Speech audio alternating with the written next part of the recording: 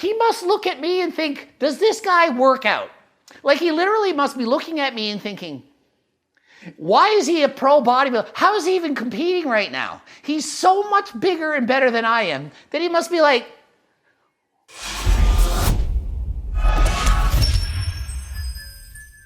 Coach Greg's still on quarantine, and I've decided I'm going to answer a lot of your pressing questions that you really want to know. So I went through some of my Instagram comments, found some funny questions that I thought were hilarious, some serious questions, and just a variety of questions in general. So I'm going to go and answer these questions. Greg Pap 98. Did your legs grow this much after steroids, just due to steroids, or did you learn new techniques to train them and steroids helped change their looks? So why did my legs get a lot bigger? I mean, after all, shouldn't it have been in my traps, as so many people say? Isn't it obvious because the trapezius muscles should grow?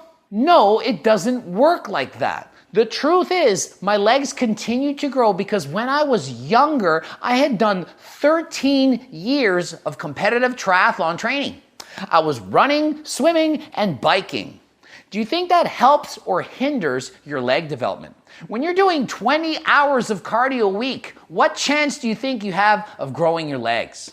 Not much. So all this time when I was younger, I had great genetics, but my genetics were not shining through despite the fact that I was training them hard because I was in fact overtraining them.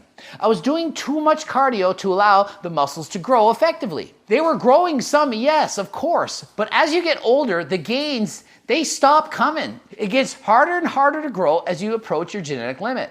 Alexogero, what do you think of Big Ramy's win?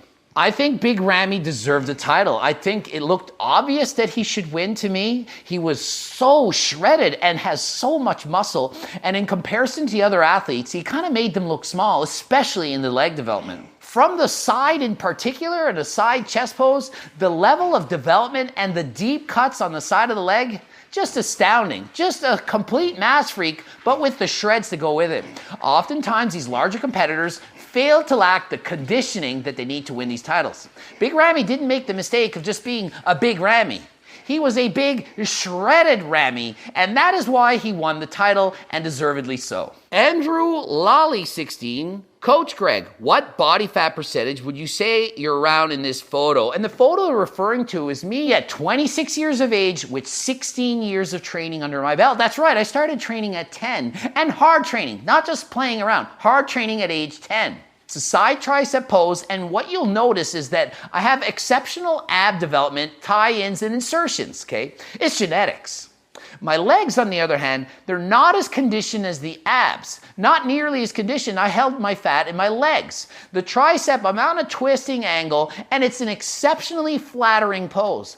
I'm actually not that big here. I'm only around 160 pounds and 100% natural, despite what you may or may not think. But if you take the right photo from the right angle with the right lighting on stage, you can look pretty good. If you saw me now compared to that guy, he would look tiny, and I literally would beat him by a lot, even in my off season now. You might not think it, and you're gonna say, oh, you look better then, and arguably so, I think I look pretty good. But I am an old man now, this is almost 20 years ago, okay? But that guy, he was literally a small. When you look at me in comparisons to other bodybuilders, when I would go in the overalls, I would be one of the smallest guys in the competition. But because of my genetics, I look bigger than I really was. So I would say 7% body fat was the peak of my conditioning when I was a natural competitor back in the old days. Since I became unnatural, I've approached a 4% body fat at my absolute leanest.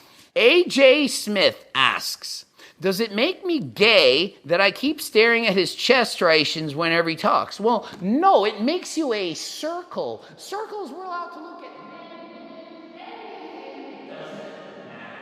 I had a huge number of requests in the DMs to just talk about anything related to Mr. Olympia, but frankly, I haven't watched that much. I've only literally watched some of Nick's Strength and Powers videos, but I will do my best to answer a few of the questions here that people asked in the DMs. Ramy's legs. Please do a video on the Olympia explaining how Ramy is a natural-born freak without PDs. Absolutely mind-blowing the size difference between him and Phil and Brandon. His legs were like nothing I've ever seen in open.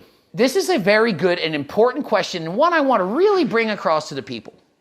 Big Ramy is so freaking big that it doesn't even make sense. I literally competed with Big Ramy, not against him, with him. I was in the 212 class. He was in the open. And I'm pumping up backstage in New York with Big Ramy. I'm like thinking I'm pretty good. I'm like, look at me. I'm a specimen. I'm 190 pounds of muscle. And I'm literally looking over and I'm like, he must look at me and think, does this guy work out? Like he literally must be looking at me and thinking, why is he a pro bodybuilder? How is he even competing right now? He's so much bigger and better than I am that he must be like, now here's the thing. Big Ramy's genetics are so good that even without PDs, he would destroy me in a bodybuilding contest. That's why you can't always say that people who have extremely large muscles are on PDs. Big Ramy with no PDs would absolutely, without question, look like he's enhanced. Big Ramy, you take all the drugs away, you don't think he's still going to look like a freak?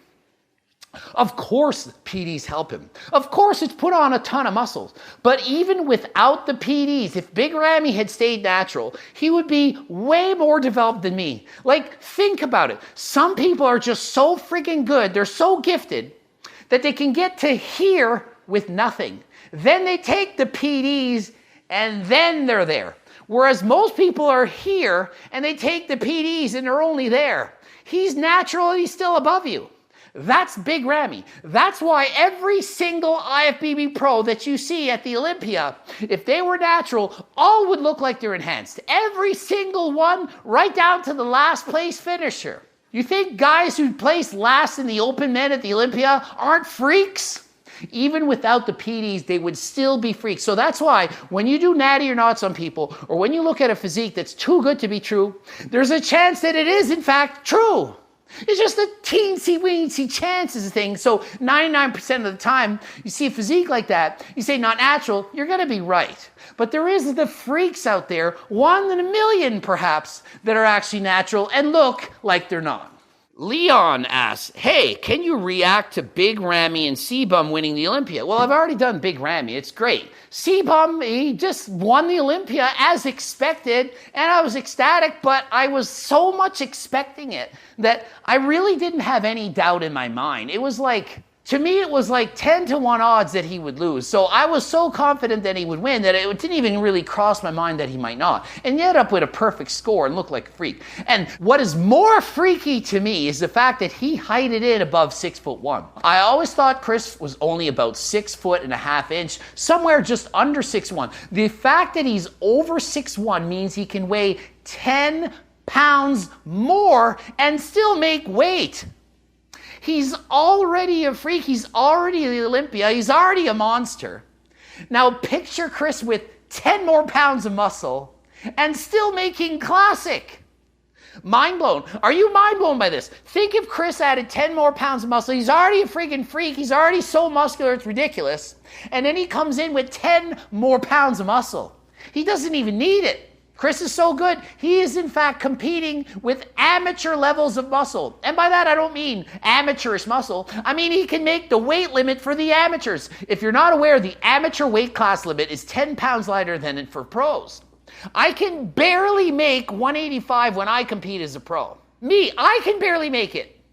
So imagine if I were amateur, I'd have to weigh 175. I'd literally need to lose 10 pounds of muscle. This morning I weighed 192.6 pounds. So just think about it. Even with HRT, I'm still over the weight class by 7.5 pounds right now. Chris can put on 10 more pounds of muscle. With 10 more pounds of muscle, Chris could literally be a competitive bodybuilder in the open class. It's crazy, I know. It doesn't even make sense. It's almost like there's too much muscle in classic. I don't know what to do here. It's too impressive for Chris to be allowed to weigh that much. Maybe they need to add more weight to the shorter classes. Like my height, I feel like for me to have a chance to beat Chris, not that I have any, I could gain 50 pounds of muscle and I still wouldn't beat him. But to have a chance for me, I need to weigh at least 10 pounds more to at least look big enough to kind of size battle with some of these larger and taller pros. But some of the shorter guys, they can come through. Terrence Ruffin got second in the Olympia. He's shorter than me. I competed against him at Niagara Falls. He won. I got fourth place. He deserved to win. He was by far the best. I love that guy's shape, and he brought the conditioning. His shape is so good, and his posing is so on point. It's so precise. It's so good, okay? You have to see him in person to appreciate it, okay? You can watch videos and see pictures. It's not the same as watching him in person. I watched him in person. It was an honor to share the stage with him. Second place, beating out Breon. Breon looked incredible and could only get third. That is how good these guys are. Casey Linderman, do other Canadians give you shit for eating sugar-free maple syrup? No.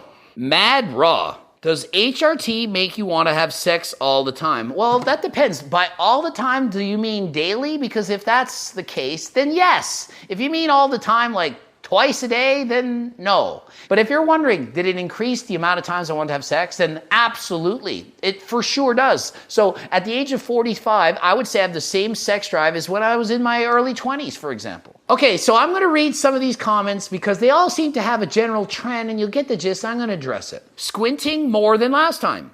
Can't see the haters. HRT actually does my homework for me. Looking stoned AF here, coach. Higher than last time. Nah, he's just squinting so he can't see the haters. Greg, do you indulge in marijuana? Coach works out in Yeezys. Okay, so this is a post where I'm in the gym and I'm flexing, and a lot of people think when I'm flexing that I'm stoned or high and that I'm on marijuana. I actually do use marijuana or cannabis, but only before bed. I'm never actually high during videos. I'm never high during the day. It's just not something I do. I take it before bed, occasionally to help with sleep. Why do I look so high and stoned then? Well, when you're flexing for all your work, it's kind of like your face muscles contract as well. When one muscle flexes, the other flexes as well. I'm literally flexing every single muscle, abs, chest, biceps, calf, everything I'm flexing at the same time, and it's hard to look normal in the face and have open eyes. I find it very difficult to relax my face muscles while flexing every single muscle I can think of in my body. Oh, one more announcement. I'm on TikTok. Put a post, a lot of the funny short clips. It's going to be hilarious. TikTok's going to be amazing. It's going to be awesome. The little short sections are 10 seconds long. Some of the funniest jokes from my YouTube videos or just things I'm doing on the spot. Things that are funny, make you laugh. Hopefully you'll go in and subscribe and enjoy yourself on TikTok. Not going to do a bunch of friggin' hokey pokey dance and whatever people. I'm not into that. I'm doing what I want to do. I'm not going to just comment, oh, here's the dance of the day, the friggin' Macarena. No, not doing it. I'm the real Coach Greg on TikTok. Follow me, the real Coach Greg on TikTok, because I don't want you to follow the fake Coach Greg, so you got to follow the real Coach Greg. And then here, GregDoucette.com for coaching. Follow the real Coach Greg on TikTok, Greg Doucette, Dive Pro on Instagram. Bloop it up 2 videos. Watch them both if you have time. Watch the deep slither across the background. And until next time, I am out.